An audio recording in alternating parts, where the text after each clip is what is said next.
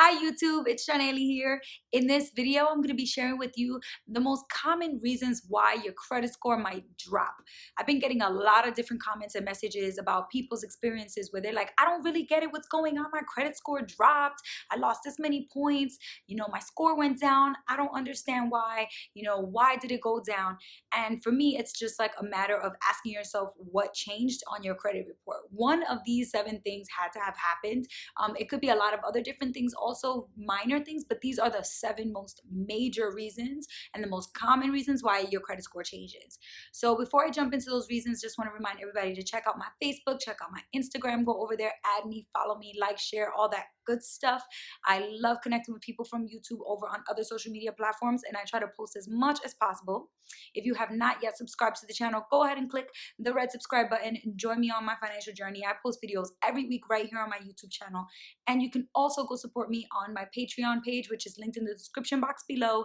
You can go over there and fund the channel if you really, really like the content. And if you've gotten a lot of helpful advice on here, you can definitely go check that out. Okay, so now let's talk about the 7 reasons why your credit score might drop. The first one is very obvious and it's kind of, straightforward. Late payments. If your bill is over 30 days late, then you are definitely going to see an impact on your credit score because that late payment is going to get reported to the credit bureaus and then they are going to document that on your credit report.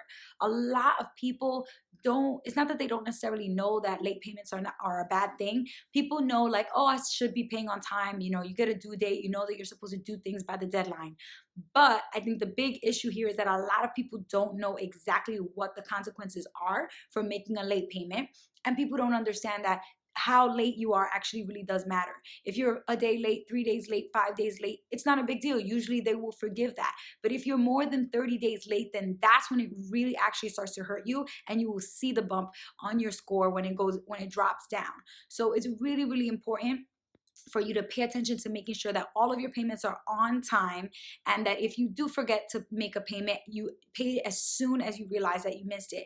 Call up the company and ask them if they will be willing to forgive that, error, that little instance that where it happened, that it was an oversight and that you are not in the habit of making late payments.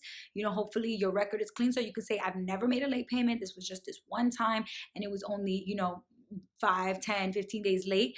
If it's under 30 days, they would likely forgive it. But if it's over 30 days, that's when the problem happens. So make sure you do not ever let your payments go that late. Your payment history makes up 35% of your credit score. That is the largest chunk of the pie.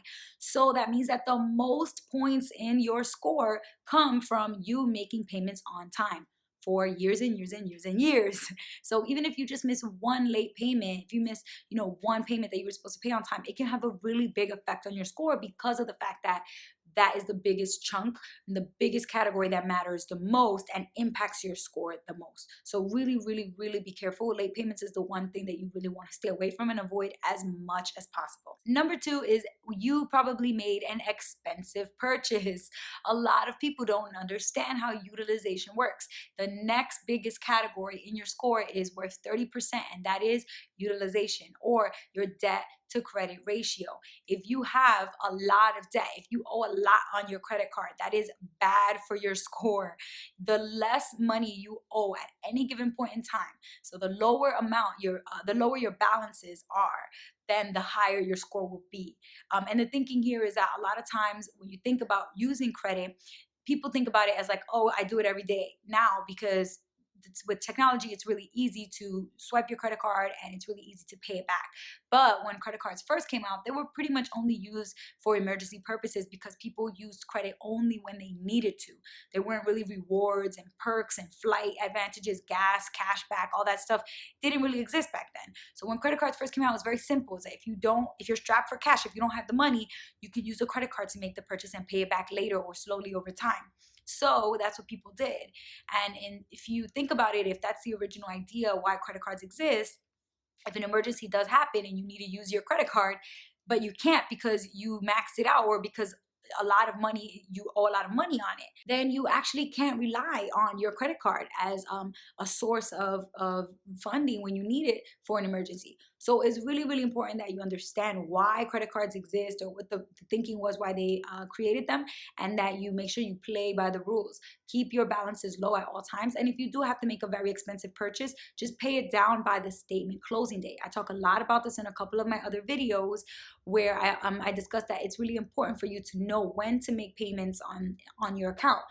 The credit bureaus are going to put all the information that they get about your behavior on your credit report. And the day that your credit card issuer usually sends the information over to the credit bureaus about how much money you owe, that's usually the last day of your statement billing cycle, which is the statement closing date. So you always want to make sure you pay down your balance to like 10% or lower by the statement closing date, and make sure you keep your utilization really, really low. The good thing about utilization is that unlike late payments, you can actually change this really quickly. You can reverse the drop in your score by paying off what you just spent, right? By paying off the balance that you owe.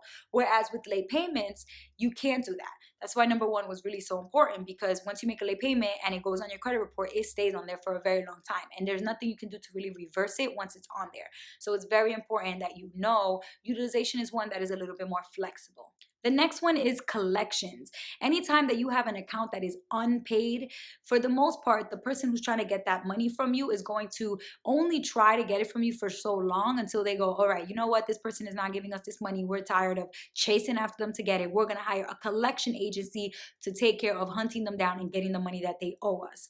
So once you have a collection agency chasing after you, that's called going to collections, which means that on your credit report, you're going to have a collection which is going to pop up on there. And the more collections you have, the worse it is for your score. You really don't want to have a bunch of people out here looking for you. That's not cute.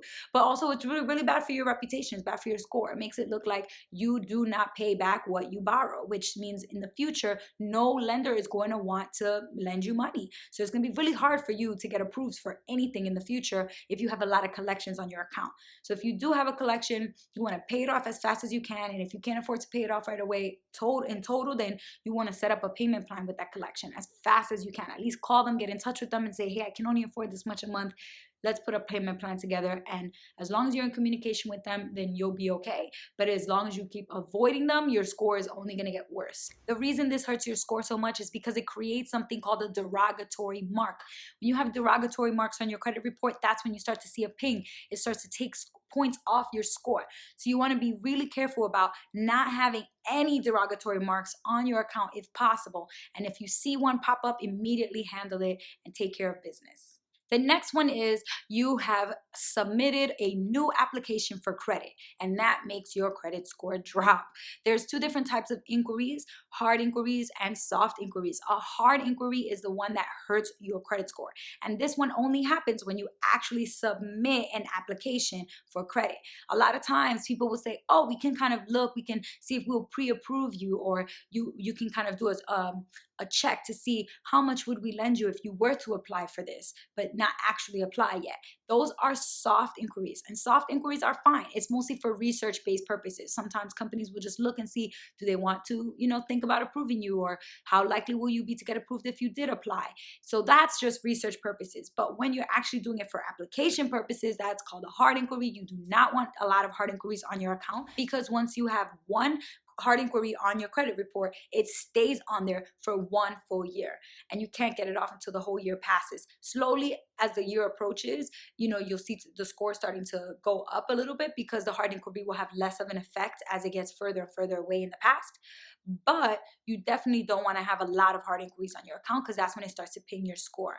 The one thing that is nice to know about this is that it's only worth 10% of your score. So it's not going to hurt as much as late payments and utilization, but it's still going to, ping your score a little bit. You're still going to see a couple of points drop down on your score whenever you have somebody check your credit, whenever you have somebody pull your credit score, and whenever you put in applications for credit. So this is something that you want to be careful. You want to only have like 1 or 2 hard inquiries each year. One inquiry maybe every 6 months or so that you never have more than 2 in 1 year. Number 5 is your credit score will drop anytime that your credit limit is lowered. So this could be from 2 different reasons. You asked to close an account, and so your credit limit went down, or your issuer, your credit card issuer, reduce the amount of credit that they lend you. So that is actually, either way, it doesn't really matter why, but anytime that the amount of credit that you have decreases, that is going to hurt your score. And it's going to be for the same reason as number 2, which was utilization. If you make an expensive purchase, it increases your utilization percentage, which is really, really bad. Same thing happens when your credit limit drops. You're closer to the amount of money that you owe, which means that your utilization percentage is going to increase. So that's actually really, really bad. You always want to keep the amount of money that you owe, the balance that you have right now, as far away from the credit limit as possible. So if your limit drops and you get closer, that's going to be really bad. You're going to want to pay off balances so that you're keeping that distance far away. So it's really important for you to understand that you really always want to have a low utilization so that it doesn't hurt your score that much. But when your credit limit is decreased or lowered on you, or if you ask to lower it, don't do that. It actually really does hurt your score. So be careful with credit limits. Make sure that you always either keep them the same or they slightly kind of increase over time because you have good behavior. But make sure that you don't do anything that will lower your credit limit, because it will hurt your score. Number 6 is a little bit similar to number 5 because they have a similar effect on your score. But if you ever have an account closed on you, or if an account is canceled, a credit card is canceled, that will make your credit score go down. So this one is really important because a lot of people think that when they pay off their credit card balance and they're finally free of the debt, that they should close the credit card. And that is not the case. You want to leave the card active because it's an account that counts towards your score. Every account that you have that is in good standing, that is active, is actually helping your score because it looks like you are able to juggle and manage a lot of different types of accounts and a lot of different types of lenders. But if you close an account or if you cancel a credit card, it is actually going to hurt your score. So you'll see your points drop, which is something that you don't want to do because you can't open it back up and fix it. Like, it's not reversible. You can't say, oops, I didn't mean to close it. Can you actually open it back up real quick? You can't. You would have to apply again, which sometimes you're not allowed to. You have to wait a certain period of time to apply for a certain credit card again. Or, you'll do it, but then you have to create another hard inquiry because they're going to check your score again in order to fill out your application to give you the credit card again. So it is really, really bad to do that. You don't want to ever have that situation where you close an account and then apply again. You just want to not close accounts. And if a credit card lender or issuer closes an account on you because you haven't been paying it or because you haven't been using it, then that is actually really bad and it's going to hurt your score as well. It doesn't matter if you close it or if the lender closes it. It doesn't matter who closes it. The point is going to have the same effect on your score. So you want to be careful. You want to keep as many accounts active and open and healthy and good standing as possible. All right, finally, number 7 is if you paid off a loan, your score might drop. I saved the best one for last. Like, this one to me is the most controversial, the craziest one, because it's so frustrating. Like, if you paid off all your student loans, that is a good thing. That is a positive, celebratory moment for you. You should be excited. You should be proud of yourself for being responsible. And logically, you would think that your score would go up because you showed responsible behavior by paying off your debt. But that is not always the case. So a lot of people actually have written to me saying, I don't understand. I paid off my loan and now all of a sudden my score dropped. I expected it to go up. But the thing to consider here is that there is a category in your credit score called mix of credit, or different types of credit that you have.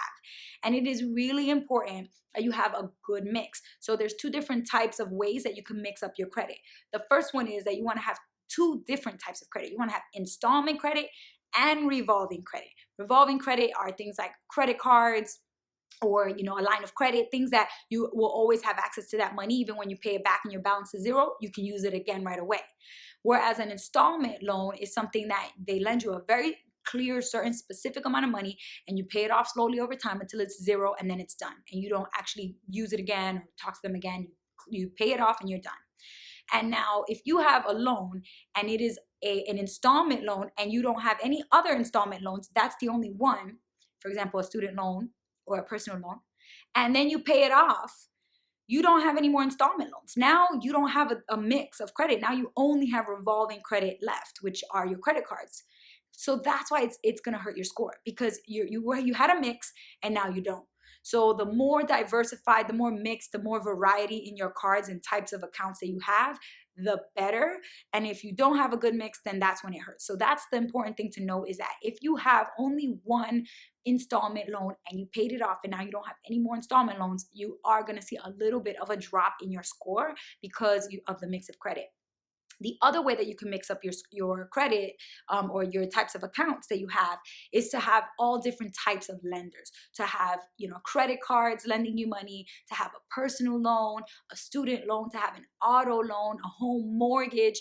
All of these different ways that you could get money, that somebody would lend you money to use and trust you with it, are very, very, very helpful to your credit score, because it shows that you can handle, like, again, that you can juggle different types of credit, and that you can always be consistent paying all of these different things on time and managing them at the same time. So it is really, really important that you make sure you have a mix of credit, not just one credit card and that's all you have for the rest of your life. You do want to try to think about, can I have a loan, at some point in the next few years to help me with whatever project I have, or with moving, or with getting my business started, or whatever you might use that loan money for. But the point is that you want to try to have different types of credit. You don't always just want to have one type of credit and that's it, because then your credit score is going to be limited in that mix of credit category. Okay, that is all of the 7 reasons why your credit score might drop. It's not all of the reasons that exist, but it's the top 7 that I picked because they're the most common reasons that I've seen, that I know of. And most of the time when people write to me and say, oh my gosh, my credit score dropped, I don't know what happened,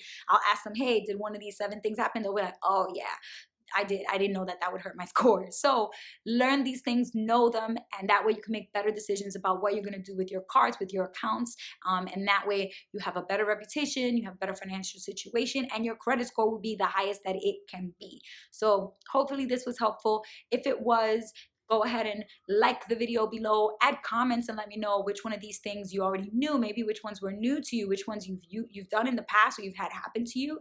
And definitely share those thoughts and ideas, because I love interacting with you guys in the comments. And then if you have not checked out my social media, please go ahead and check that out. If you haven't subscribed to the channel yet, subscribe to the channel. And if you have something private you want to message me, you can reach me at MissBeHelpful@gmail.com. That's all I have for y'all. Peace.